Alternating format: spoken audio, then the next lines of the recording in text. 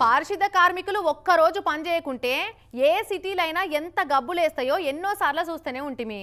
పాపం వాళ్ళు ఊరందరూ పడేసిన టన్నులకు టన్నుల చెత్తను సాఫ్ చేస్తే వాళ్ళకిచ్చే జీతం పిరికడంత కూడా ఉండదు. అంటే చాలా తక్కువ జీతాలకే షాకిరి చేస్తుంటారు.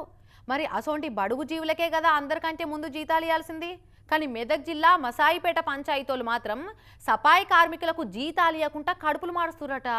పూట గడవక దిక్కులేక ఇగో కార్మికులు తనలాడుతుర్రు. మెడలకు బోర్డులు తలిగించుకొని చేతుల చిప్ప పట్టుకొని తొవ్వేంటి చచ్చిపోయేటోళ్ళని అడుగుతున్నారు. చూస్తురా, వీళ్ళంతా మెదక్ జిల్లా మాసాయిపేట మండల కేంద్రంలో పనిచేసే పంచాయతీ కార్మికులు.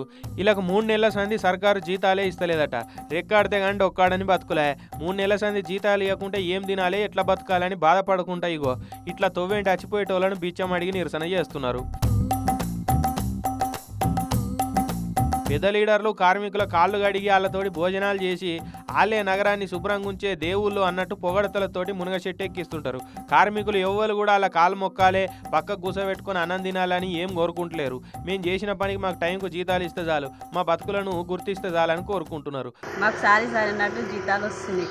3 నెలలు జీతాలు రాక మేము బాగా ఇంట్లో ఇబ్బంది ఉంది. మరి పంచాయతీ ఆఫీసర్లకైనా ఎట్లా నిద్ర పడుతున్నది?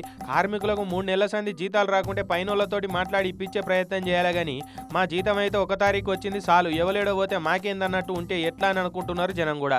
పంచాయతీ కార్మికులు బిచ్చమెత్తుకున్న చూసైనా పంచాయతీరాజ్ శాఖలకు ఏమన్నా అనిపించి టైంకు జీతాలు ఇస్తారో లేదో చూడాలిగా.